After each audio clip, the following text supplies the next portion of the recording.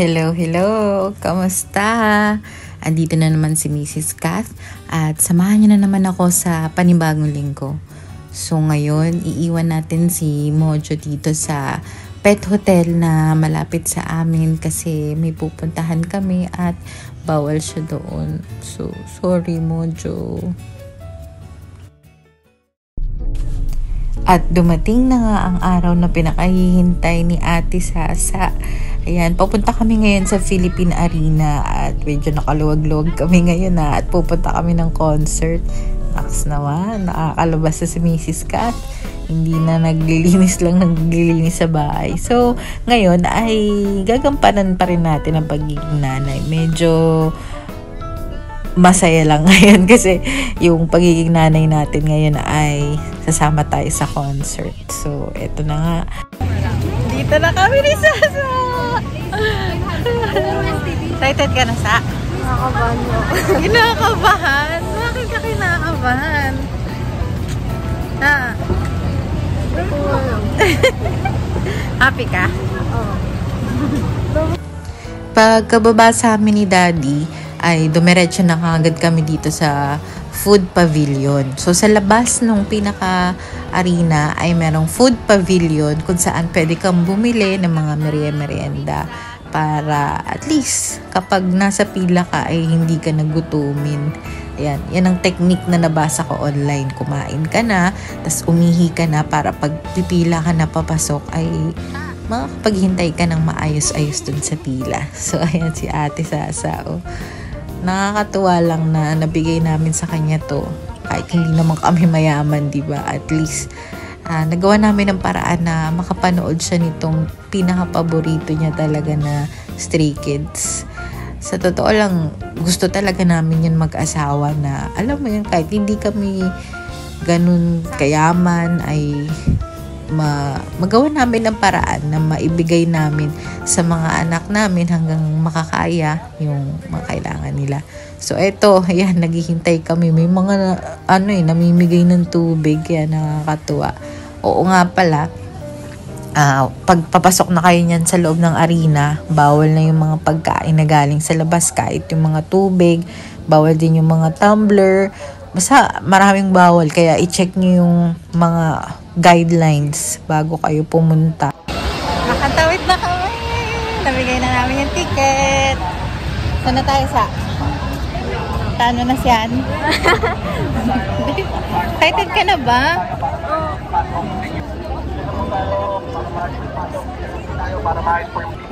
Ayan na! Philippine Arena! Here we go! Sa! Let's go na, guys! Guys, say hi! Hi, guys! Hi! We're going to swim today! We're going to check out the place here at Clear Resorts. Look, it says no park. Wala si ate at si mami kasi nasa concert sila. Now, Come on, don't you want me? kids. Where are we going? Stray Kids in the Comment who's your favorite member of the Stray Kids. Where are we going? Here. Let's go.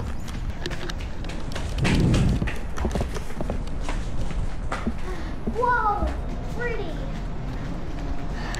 I love Clear. I love Clear.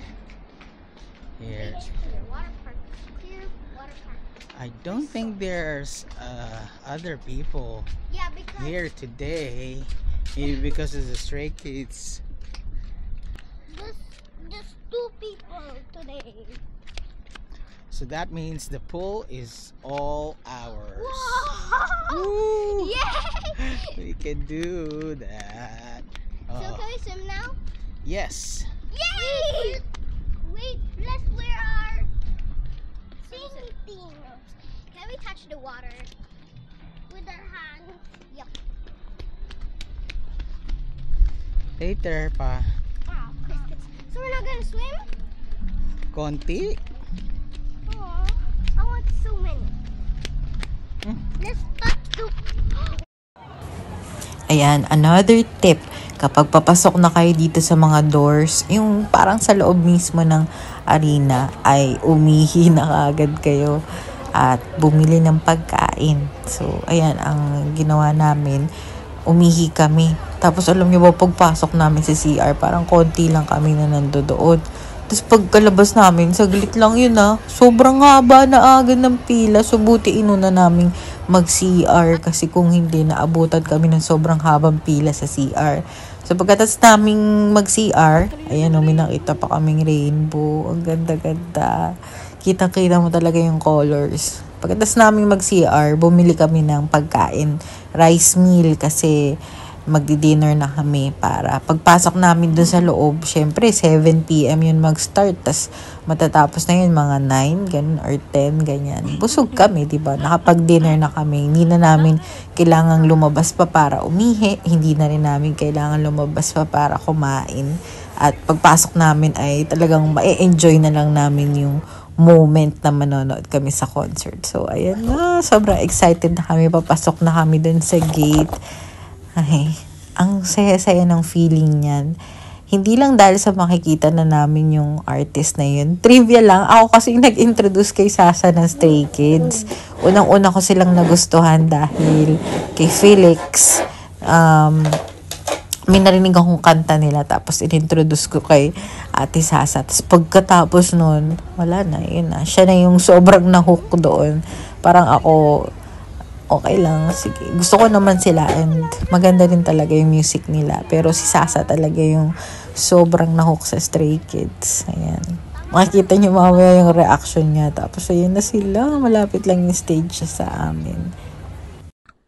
Hindi pa man nagsisimula yung concert pero naiiyak na si ate. Kaya talagang nangungulit ako niyan. Sigaw ako ng sigaw para i-hype siya. Para ganahan din siya.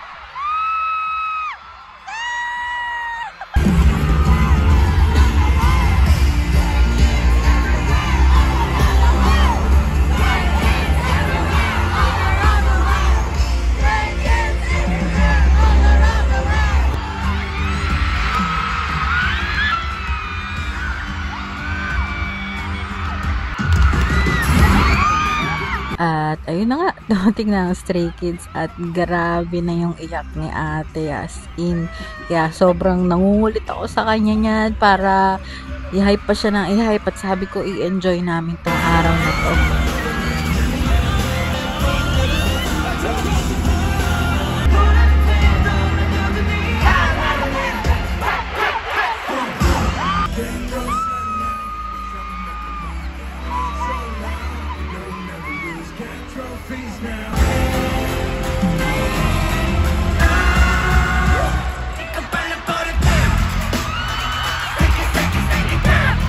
Feeling good? Let me see a quick thumbs up. Feeling good? Say, make some noise if you guys are excited!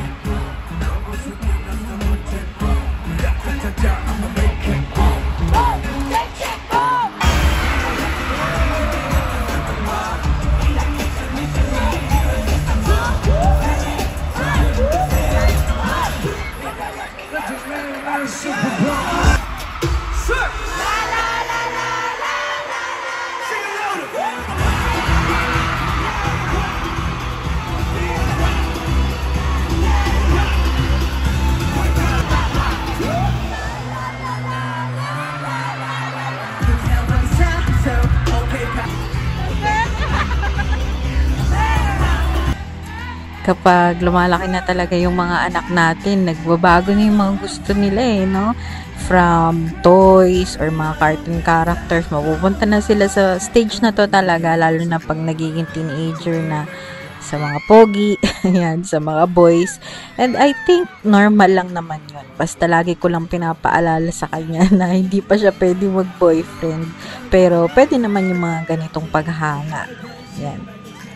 At ang ginagawa ko na lang ay ginagawa ko siyang comfortable siya na mag-open up sa akin about sa mga crushes kasi para kung may curious siya sa isang bagay, eh, ako muna ang tatanungin niya at diba, guided yung mga magiging sagot ko sa kanya para hindi siya magtatanong sa mga ibang tao na baka mali ang mga ituro sa kanya.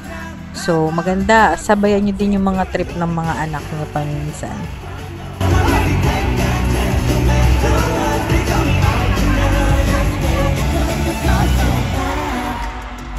Turning in my bed, the voices in my head again. I gotta shake them off now.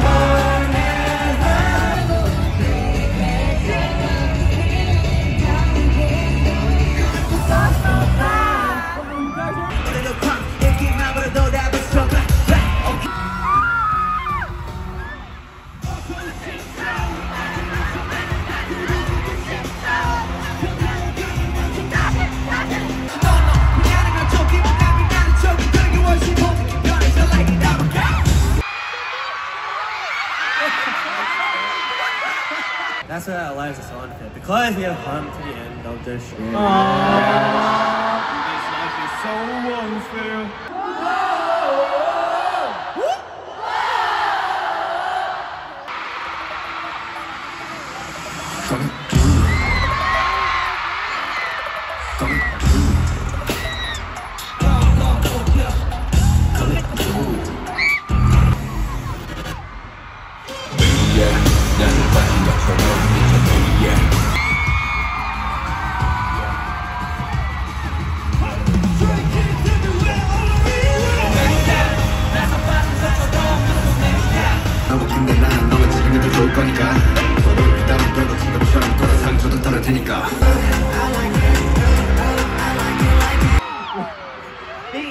Paging Dr. B. Emergency.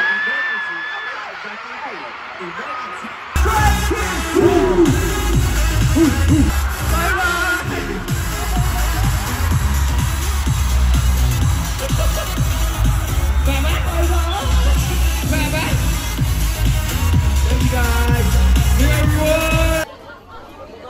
Ayan, pauwi na. Sobrang pagod pero sobrang saya din. Thank you Lord talaga sa kanyang mga provisions.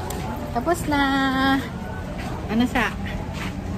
Okay naman? Oh. Wala na ako kayong boses. Hello! Nandito na kami sa hotel. Sinundo na kami ni Daddy. So, magkakasama na kami ngayon. Yay! Grabe. Sobrang pagod ako. At na-miss ko rin tong camera ko. Bawal kasi magdala mga ibang camera doon sa concert. Dapat yung cellphone lang. Yung camera ng cellphone mo lang ang pwedeng gamitin. Kaya, yun. Medyo hindi okay yung kuha ako doon. Pero okay na yun. Nakita ko naman ng live. So, okay na yun. At yung ating ate. Ayan. Ayan o. Kasama natin. Na umiyak sa concert. So, ayun, bukas ng umaga magsuswimming lang kami saglit and magbe-breakfast. Tapos, uwian na. Back to reality.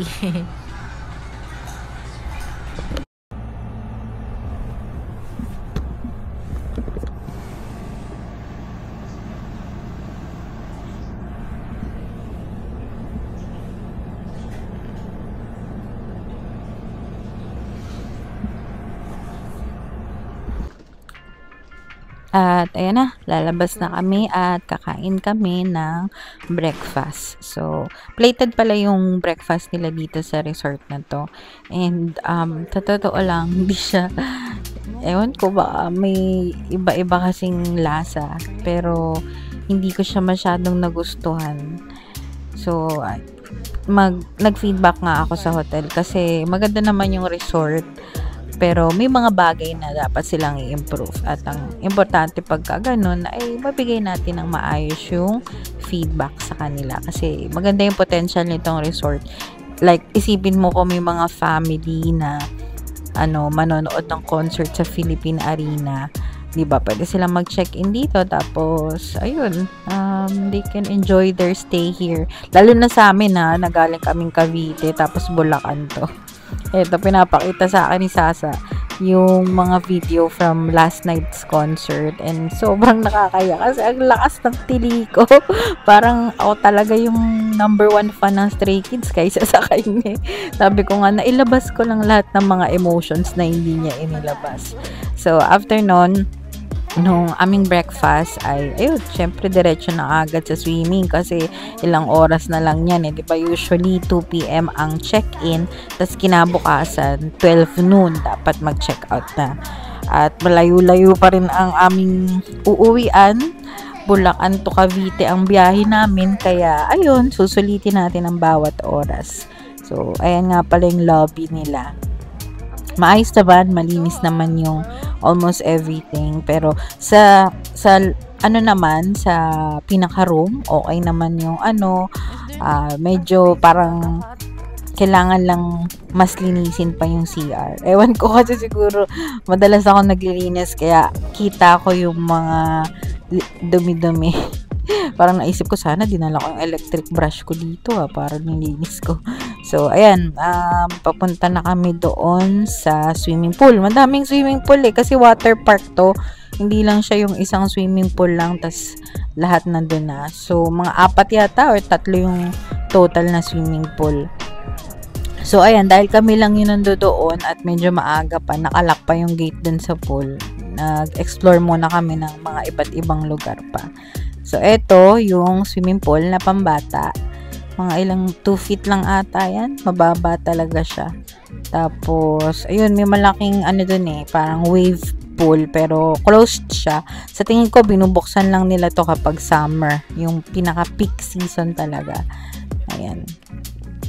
Si Daddy, dahil inaatake ng rhinitis ay hindi siya maliligo, kaya kaming 4 na lang muna, si MM, Tantan, ate at saka ako yung maliligo. Nasamahan niya naman na yung mga bata kahapon na maligo sa pool, so ako naman, it's my turn naman ngayon na makipag-bonding sa mga bata sa paliligo sa pool.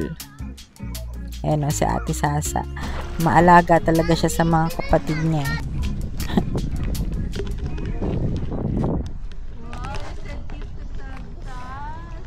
Ate.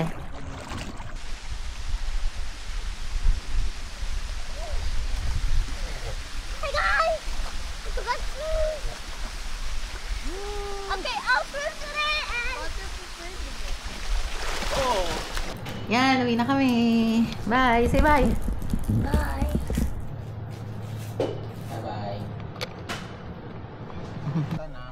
At ayun, malayo-layo pa ang biyahe namin, kaya maganda ay umpisahan na. At para makapagpahinga na rin ng konti pag uwi. Pag araw kasi ng linggo, hanggat maaari, ayaw na namin pumasyal sa malayo. Kasi nga, para linggo, bago ka pumasok ng Monday, at least medyo nakapahinga ng konti yung katawan mo. Ayan. So, salamat sa panonood nyo at abangan nyo yung mga next linis vlogs natin. Baka yung mga susunod mga linis vlogs na ulit at back to normalers na ulit tayo. So, ayun, salamat sa panonood ulit. Ingat kayo lagi at sana mag-comment kayo sa baba para alam ko naman may nanonood na hindi AI to. Sige, bye-bye!